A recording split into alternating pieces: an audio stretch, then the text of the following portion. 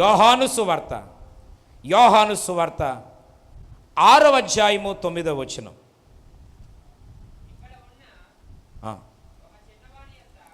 ఇక్కడ ఉన్న ఒక చిన్నవాని యొద్ద 5 యవల రొట్టెలు 2 చిన్న చేపలు ఉన్నవి కానీ ఇంతమందికి ఇవి ఎలాగ సరిపోతాయి అనగా యేసు జనులను కూర్చుండబెట్టుడు చెప్పెను.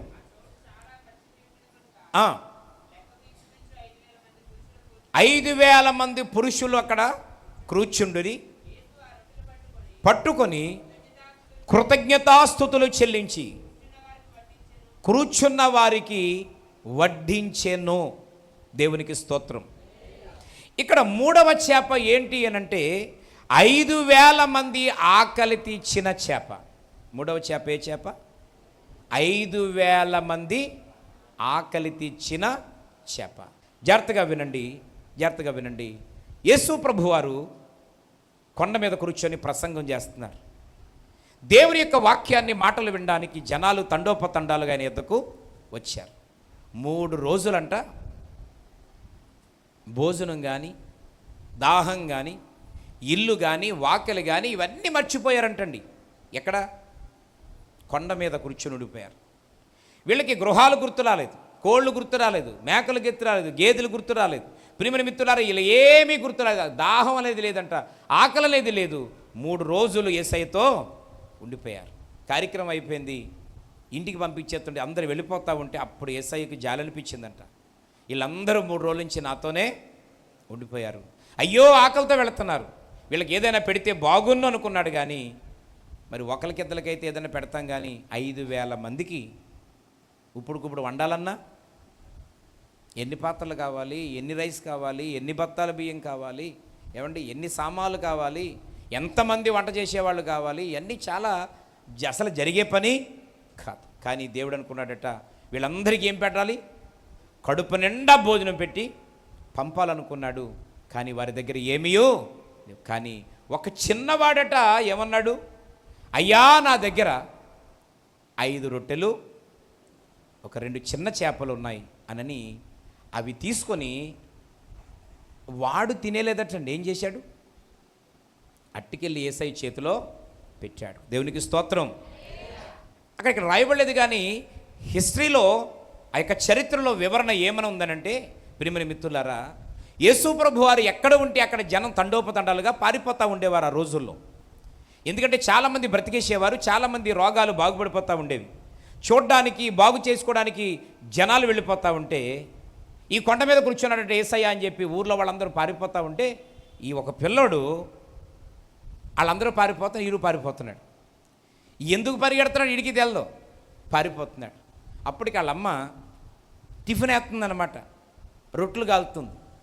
వీడు పారిపోతూ ఉంటే, రే పిల్లోడు నువ్వు ఎక్కడికి వెళ్ళినా కుదరదని చెప్పేశానంటే వాళ్ళతో ఏడు చేస్తున్నాడు, కింద పడి దొరిలేస్తున్నాడు. పోతే వెళ్తే కానీ నువ్వు అస్సలే ఆకలికి ఉండలేవురా అని చెప్పి గబగబా అప్పుడు దాకా కాల్చిన 5 రొట్టెలు చేసి, రాత్రి ఉండిన చేపల కూర ఏదో ఉందంట.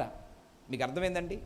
ఆ గబగబా 2 చేపలు వేసి ఆ బాక్సులో కొంచెం గ్రేవీ వేసి బాక్స్ వేసి అక్కడికి వెళ్ళిన తర్వాత నువ్వు ఇప్పుడు పొంకలో వెళ్ళిపోతున్నా కానీ అక్కడికి వెళ్ళాక నువ్వేం దేనికి ఎడుతావు? ఆకలికి ఎడుతావు. అక్కడికి వెళ్ళిన తర్వాత ఈ రొట్టెలు తినేసి ఆ చేపలు నంచుకొని ఆ గ్రేవీ నంచుకొని తినేరా అని చెప్పి చిన్న బాక్సులో పెట్టి ఇచ్చింది. అక్కడికి వెళ్ళిన తర్వాత ఈడు బాక్సు సంగతి ఈడు కూడా మర్చిపోయాడండి. దేవునికి స్తోత్రం. సాధారణంగా చిన్నపిల్లల మనస్తత్వం ఎలాగుంటుంది? ఏదన్నా ఉందా అంటే మనసంతా దాని మీద ఉంటుంది. చూడండి, మీ పిల్లలకి చర్చిలో అల్లరి చేస్తారని చెప్పి ఏ బింగో ప్యాకెట్లో ఏ కురుకురు ప్యాకెట్లో కొని ఒక ప్యాకెట్ అక్కడ తినేయమని ఇంకో ప్యాకెట్ ఆడి చేతికి ఇచ్చి దీన్ని ప్రార్థన అయిపోయాక తింది కానీ అని అంటే, అలాగే మమ్మీ అంటాడు. మనం వాక్యం వింటూ ఉంటాం, ఆ ప్యాకెట్ మీద ఏలెట్టి పరపరా చేస్తానే ఉంటాడు, దాన్ని గోగుతూనే ఉంటాడు. ఎందుకంటే మనసు కొంచెం కూడా అస్సలు వాళ్ళు కంట్రోలు చేసుకోలేరు. నాకు తెలుసుండి అత్తమాను ఒక పక్క ఎందుకంటే పెద్దోళ్ళకి వాక్యం అర్థం అవుద్ది కానీ చిన్నోడికి అర్థం అవుద్ది. కాబట్టి వీడు ఎంతసేపు దేని మీద ఉంటుంది? వీడికి తిందామా, బయటికి వెళ్దామా, ఏం తినేద్దాం, ఏం కొనుక్కుందాం అన్నట్టుగా ఉంటుంది. అందుకని కొంతమంది ప్రార్థనలో ఉంటే పిల్లలు అలాగా కొట్టికి తిరుగుతా వస్తా ఉంటారు.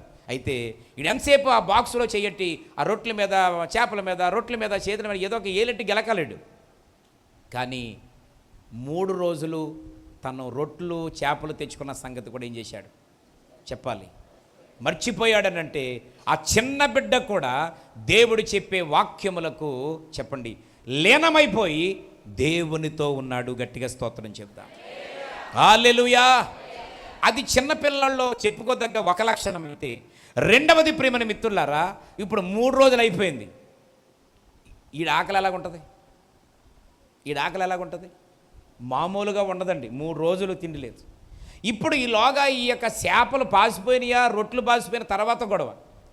నాకు తెలుసుండి, ఈడు తింటున్నాడని సంగతి పక్కోడు కూడా తెలకుండా, నోరు కదలకుండా లోపటే పెట్టేసి మెదిపేసి మింగేయాల.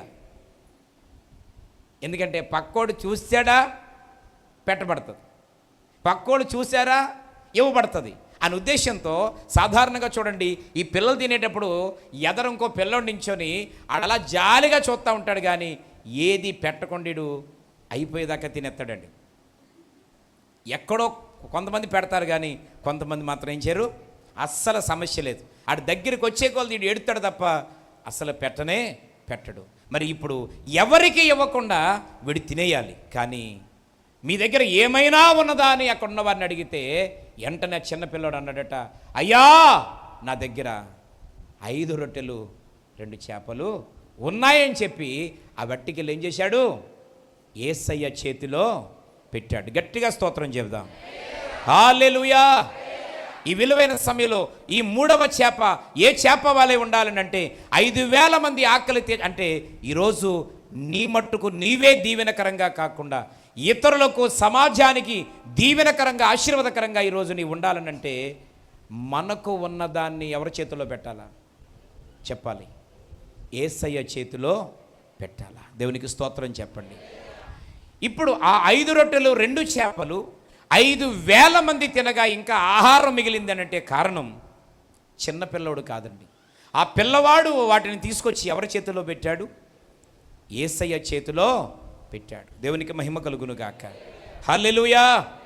ఒక ఇల్లు కట్టాలనుకుంటున్నావు, ఓ బిడ్డకి పెళ్లి చేయాలనుకుంటున్నావు, ఈరోజు ప్రియమైన మిత్రులారా ఏదో ఒక ప్రయత్నాన్ని చేయాలనుకుంటున్నావు, మన దగ్గర కొంచెమే ఉన్నాయి.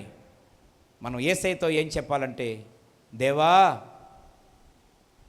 వీటిని నీ చేతుల్లో పెడుతున్నాను, దేవా నా దగ్గర ఉన్న పరిస్థితిని నీ చేతులకు అప్పగిస్తున్నాను, తండ్రి జ్ఞాపకం చేసుకోండి అని ఆయన చేతికి అప్పగిస్తే దేవుడు వాటిని ఏం చేస్తాడు, ఆశీర్వదిస్తాడు. హల్లెలూయా.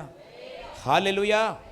ఈరోజు ప్రియమైన మిత్రులారా, దేవునికి ఇవ్వవలసిన వాటిని, దేవునికి చెందవలసిన వాటిని, ఈరోజు దేవునికి సమర్పించాల్సిన వాటిని మనం తీసుకొచ్చి మొదట ఏం చేయాలా, ఆయన చేతిలో పెట్టి దేవుని దగ్గర మనం ఆలోచన చేసి విచారిస్తే దేవుడు ద్వారాలు తెరుస్తాడు. గట్టిగా స్తోత్రం చెప్పండి. ఆయన అంటాడు, ఈరోజు మనకున్న వాటిని యేసయ్య చేతిలో పెడితే విత్తుటకు విత్తనమును తినుటకు ఆహారమును దేవుడు ఏం చేస్తాడట, దయచేస్తాడు. దేవునికి స్తోత్రం చెప్పండి. హల్లెలూయా. అంటే ఈరోజు ఆయన చేతిలో పెట్టడం అంటే అర్థం ఏంటంటే మనము విత్తనము మొదట వేయాలి. విత్తనం ఏం చేయాలి, మనం మొదట వేయాలి. మనము విత్తనము వేయకుండా పంటను కొయ్యలేం. ప్రియమైన మిత్రులారా, ఈరోజు విత్తకుండా పంట రావాలనుకోవడం అసలు అది వాక్య విరుద్ధం, అసలు అది పద్ధతే కాదు. ఎందుకనంటే ఆదికాండము 26:12 ఇస్సాకును గురించి ఒక మాట రాయబడుతుంది. ఇస్సాకు ఆ దేశమందు ఉన్నవాడై విత్తనము వేసి ఆ సంవత్సరము 100 ఫలము పొందెను. చాలండి. ప్రియమైన మిత్రులారా, ఇస్సాకు ఆ సంవత్సరము ఆ దేశమందు ఉన్నవాడై ఏమేశాడు, విత్తనము వేయటం వలన 100 పంట కొయ్యగలిగాడు. గట్టిగా స్తోత్రం చెప్పండి. విత్తనము వేయకుండా ఏం కొయ్యలేం, పంట కొయ్యలేం. ఈరోజు నువ్వు విత్తాలి. ఈరోజు చాలాసార్లు ఇలాంటి కార్యక్రమాలు జరుగుతూ ఉంటే దేవుని సన్నిధి త్యాగపూరితంగా ముందుకు వస్తున్నావు. ఒక మంచి కార్యక్రమం చేద్దామని దైవజనుడు చెప్పగానే నేను కూడా ఉన్నాను అని అందులో నీవు పాలిభాగస్తులు అవుతున్నావు అని అంటే ప్రియమైన మిత్రులారా, నువ్వేమేస్తున్నావు అంటే విత్తనాన్ని వేస్తున్నావు. నువ్వు వేసిన ప్రతి విత్తనానికి తగినటువంటి పంట నూరంతులుగా నీవు రానున్న రోజుల్లో కోయబోతున్నావు. గట్టిగా స్తోత్రం చెప్దాం. హల్లెలూయా. ఈ రాత్రి నీవు నేను విపరీతమైనటువంటి పంటను కొయ్యాలనంటే మొదట ఏం వేయాలి చెప్పండి? విత్తనము వేయాలి. కానీ కొన్నిసార్లు మన ఆలోచన విధానం ఎలా ఉంటుందనంటే, గాదిలో గింజలు గాదిలోనే ఉండాలి, మా పిల్లలు గాదరకాయల్లాగా ఉండాలి, గుండెకాయల్లాగా ఉండాలని కోరుకుంటాం. ఏమండి? గాదిలో గింజలు గాదిలోనే ఉండాలి, కుర్రోళ్ళు మాత్రం ఎలాగ ఉండాలంట? ఒక్కొక్కడు గాంధరకాయల్లాగా ఉండాలా, బలమైన పుష్టిగా ఉండే గుండెకాయల్లాగా ఉండాలని కోరుకుంటాం. ఈరోజు ప్రియమైన మిత్రులారా, ఇక్కడ మూడవ చేప ఏది అనంటే యేసయ్య చేతిలో పెట్టినటువంటి చేప. దేవునికి స్తోత్రం. హల్లెలూయా. ప్రియమైనటువంటి దేవుని బిడ్డలారా, ఎప్పుడైతే యేసయ్య చేతికి సమర్పించారో 5,000 మంది ఆకలిని ఆ చేప ఏం చేయగలిగింది? తీర్చగలిగింది. ఆమేన్. ఈరోజు నీ ఇంటిలో, మన ఇంటిలో కష్టపడేవారు ఒకరే. ఏమండి? కష్టపడేవాళ్ళు ఒకరే, కూర్చొని తినేవాళ్ళు. ఈ బాధాకరమైన పరిస్థితి మన దేశంలోనండి. కొన్ని దేశాల్లో ఇలాంటి రూల్ లేదండి. ఇంట్లో 4 ఉంటే 4 కష్టపడాలి, 5 ఉంటే 5 కష్టపడాలి, 8 మంది ఉంటే 8 మంది కష్టపడాలండి. మీకు అర్థమైందండి? అందులో ఎవ్వరూ కూడా నేను కష్టపడకుండా ఇంటి దగ్గర కూర్చుంటానంటే ఆ దేశంలో ఉన్న చట్టం ఒప్పుకోదు. కానీ బాధాకరమైన విషయం ఏంటంటే, మన దేశంలో మాత్రం ఒకరు ఉద్యోగం చేస్తే ఇంట్లో భార్య, పిల్లలు, కుటుంబం అందరూ ఇంట్లోనే ఉంటారు. ఇంట్లో ఒక భర్త పనిలోకి వెళితే ఇంట్లో ఉన్న 4 కూర్చొని ఉంటారు. ఇంట్లో ఒకరు వ్యాపారం చేస్తే మిగతా వాళ్ళందరూ కూర్చుంటారు. అయితే ప్రియమైన మిత్రులారా, ఒక్క సంపాదన 5 ఖర్చు పెట్టాలని అంటే మన బతుకంతా, మన జీవితం అంతా శుభ్రంగా కరిగిపోయినా ఎక్కడ అవసరాలు అక్కడే ఉంటాయి, ఎక్కడ సమస్యలు అక్కడే ఉంటాయి. కానీ దీవెనకరమైన పద్ధతిని దేవుడు చెప్తా ఉన్నాడు. నీవు ఆ ఉన్న చిన్నదాన్ని, ఉన్న కొద్ది దాన్ని, ఆ ఉన్న సూక్ష్మమైన దానిని యేసయ్య చేతులకు అప్పగిస్తే దేవుడు వాటిని ఏం చేస్తాడు? ఆశీర్వదిస్తాడు. దేవుడు వాటిని దీవిస్తాడు. దేవునికి స్తోత్రం. ఈరోజు నువ్వు ఎంత సంపాదించినా, ఎన్ని డబ్బులు వచ్చినా, ఎంత కష్టపడినా, ఈరోజు మరలా గొర్రెతోక బెత్తుళ్లాగే ఎక్కడి గొంగలి అక్కడేలాగే మన పరిస్థితి ఉంది అని అంటే, ప్రారంభ దినాలలో నువ్వు దేవునిని ఘనపరిచే విషయంలో, దేవునికి ఇచ్చే విషయంలో చాలా నమ్మకంగా, యథార్థంగా ఉండేదానివి. ఇప్పుడు రాను రాను రాను రాను మనకు లెక్కలు ఎక్కువైపోవడం వల్ల, ప్రియమైన దేవుని బిడ్డలారా, దేవుని దగ్గర ఉన్నటువంటి పద్ధతిని మనం తప్పుకున్నాం కనుకే ఈరోజు ఎంత కష్టపడి తెచ్చినా చిల్లుబడ్డ సంచులో వేస్తే ఎలా అయిపోతుందో, చిల్లుబడ్డ సంచులో ఎంత వేసినా ఉంటుందండి, వేయడమే తప్ప మరలా చూడడం, దొరకడం అనేది ఉండదు. అంటే నువ్వు కష్టపడుతున్నావు, జీవితాన్ని కరిగించేసుకుంటున్నావు, ఏ రోజు ఖాళీగా లేవు, 365 రోజులు కూడా మైను వలె కరిగిపోతున్నావు, రోజు డబ్బులు తెస్తున్నావు. కానీ నీ జీవితంలో అది ఎక్కడ కనబట్టలేదంటే అర్థం ఏంటంటే, మనము దేవుణ్ణి స్తుతించే విషయంలో నమ్మకముగా, యథార్థంగా ఉండలేకపోతున్నాం కనుక, ఆ విషయంలో మనము దొంగలమైపోతున్నాం కనుక ఈరోజు మన జీవితం ఎలా లేదు అనంటే ఆశీర్వాదకరంగా లేదు.